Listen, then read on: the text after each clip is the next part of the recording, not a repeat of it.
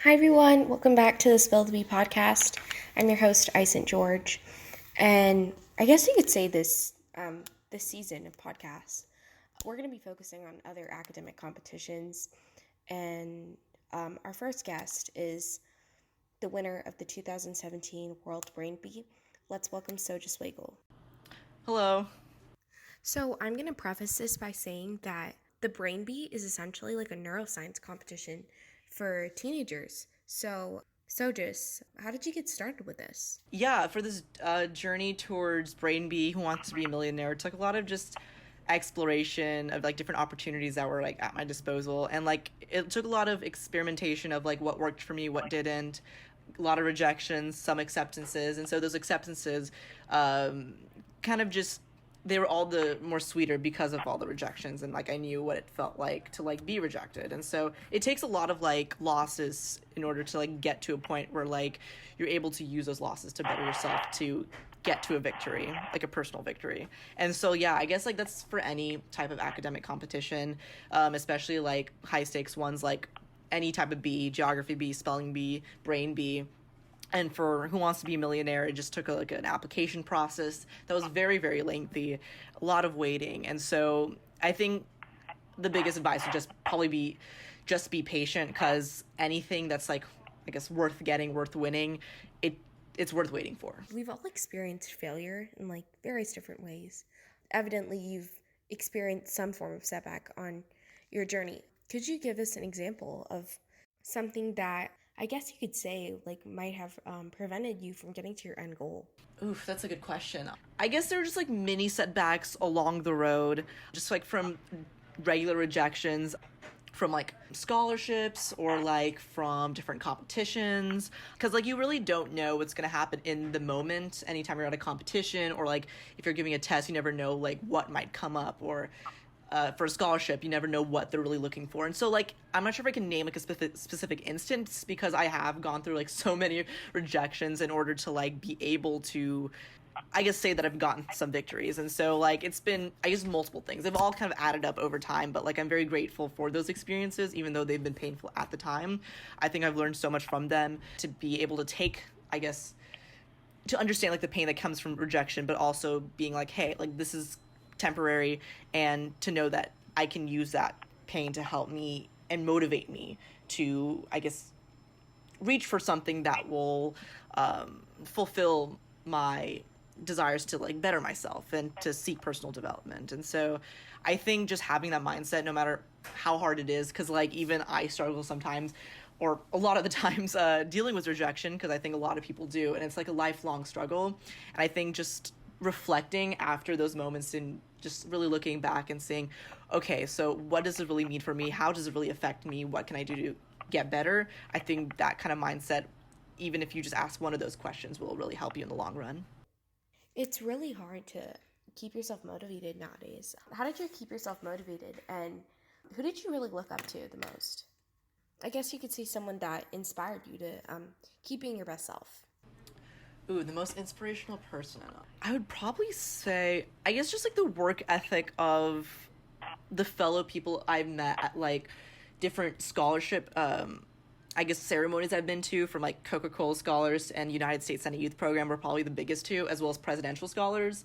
After going there, like interacting with like my fellow scholars from across the nation who are extremely, extremely brilliant, and seeing like all the work they've done is really pushed me to be like, hey, I can also push my, I guess, comfort zones and be like, hey, what can I accomplish after seeing them accomplish so much? And so it's very inspiring to see people who are my age that are doing just so much with their knowledge and so much with their time to, I guess, give back to the community in their own special ways. And I think the sheer amount of ways to do that is just so, I think it's daunting, but also, again, it's very inspiring and I think motivating, so that I can like say to myself, there's so many different ways that I can, I guess, make a mark on the world, and it's not like I have to pick a specific formula. And I guess that sheer amount of diversity in possibilities, I think, really motivates me to find that possibility that really works best for me. And so just seeing my fellow scholars who have such a diverse array of interests that are doing so many different things, but that are equally just amazing, motivates me to try to match their level, I guess. You've also been on Who Wants to Be a Millionaire. How did you get started with that? Yeah, so it was a pretty lengthy process, I'm not gonna lie. And it was when I was, I think, trying to think. So this happened, Who Wants to Be a Millionaire? I was on the show the summer before my sophomore year. And so I think during my freshman year, after I think I participated in this Duke Tip summer program, and Duke Tip is basically like, I'm not sure if you're aware about this, like early testing program where like 7th graders or 8th graders can take the ACT or SAT at an early age so that they can get prepared for the exam, know what to expect when it comes in high school. And so I participated in that program. I scored a specific score enough to, like, I guess, keep on getting emails from them. And so one of the email updates I remember vividly was the Who Wants to Be a Millionaire Whiz Kids edition. And so luckily my age range, I was in the age range, and I was like really interested because I also did Quiz Bowl at the time. And so I was like, hey, I might be able to use my trivia for something like as a larger scale or like way more high stakes. And so I thought I would just give it a shot. I didn't really to expect much, and I remember my mom had to like write an essay about me to like describe my accomplishments, like basically my resume, fill out some forms, had to do like a couple interviews on Skype to like see if I was a good fit for the show, personality wise as well as knowledge wise.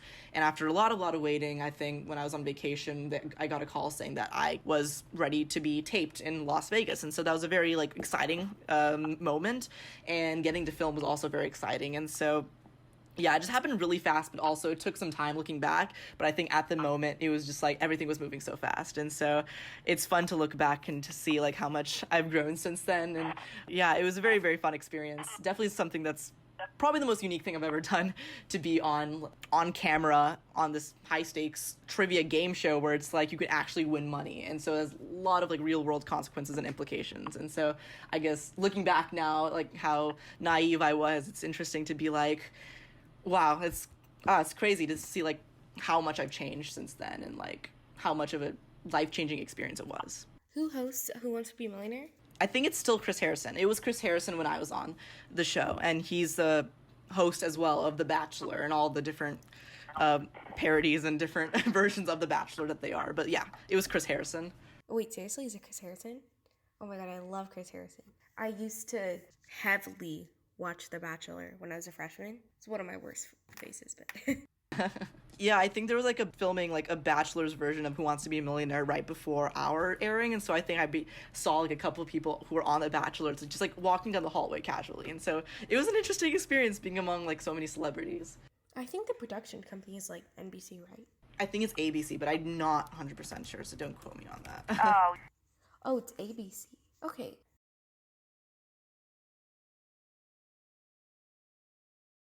Through the Duke Talent Identification Program, you mentioned that, so essentially the program is where you take the ACT in 7th grade, and if you meet a certain score or above, you get like college offers. And you also mentioned that's how you got introduced to Who Wants to Be a Millionaire. And my question is, why did you choose Brown? Obviously, you had a lot of colleges to choose from. Granted, you are an incredibly intelligent person. Yeah, but why did you choose Brown? Oh, good question. Because I actually get asked this a lot. And the college application process is very, very flawed, and it's very weird, and it's very unpredictable. And I actually applied early decision to Brown. So there was definitely a definite reason why I wanted to go here. And there are multiple reasons. And I think being here kind of solidified those reasons. One of those is open curriculum. That's what I guess Brown's really known for, which basically means we have 0 prerequisites.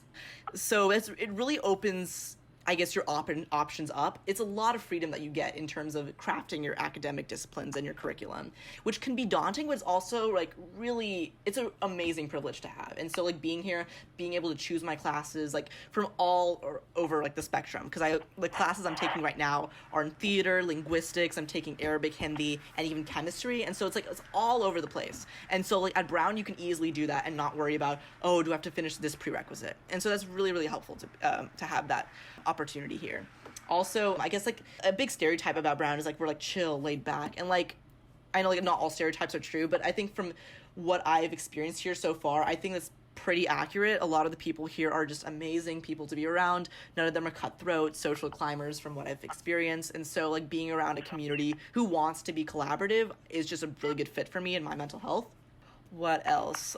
The professors here, I think on niche, like Brown has like the number one best professors in the country. And like the professor quality here is just incredible.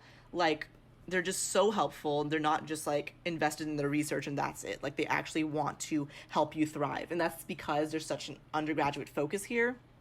And I think lastly, the way they grade things here, like they don't calculate GPA here, which is really amazing because like there's not a lot of like cutthroat competition because of that to get the highest GPA.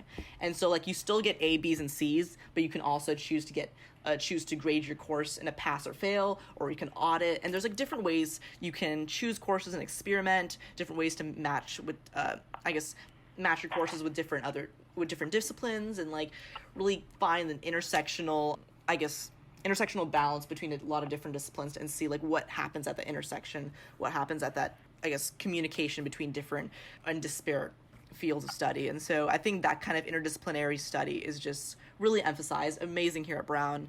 And I could go on and on. Like Brown is just really, really cool. And I recommend anyone who like really wants an interdisciplinary education and a liberal arts education and curriculum to really come here. But yeah, I would say like it's a big problem and big misunderstanding in today about like choosing a college that's not just about prestige, but also that's a college that fits you. And so I highly recommend anyone who's going through the college application process who's going to be going through the college application process pretty soon, not to just look at the brand name or the prestige or if they're Ivy League, but also just like, is that a good fit for me? Like, am I going to enjoy being a student there? So yeah. You mentioned that the college application system is flawed. Could you go into more detail why you believe that? Yeah, I'm sure everyone's heard of the college admission scandal with USC, Yale, Stanford. Even though, like, this seems like such a surprise, I think for anyone who really has researched the college admissions process, this is no surprise, because this happens all the time in ways that are actually legal. I mean, there are different people who have different privileges over other people. Naturally in society, of course, through like systemic racism and socioeconomic status differences, obviously that exists, and that is something that still needs to be dealt with. But I think specifically for education and college admissions, it's just the way different students are prioritized, such as athletes getting like early acceptance into certain elite colleges, even though they don't have to meet a certain academic quota compared to other students who have to find out their decision much later, or legacies who like get in because their parents went to that school, or people who have really rich parents who donate a building, for example, and get in.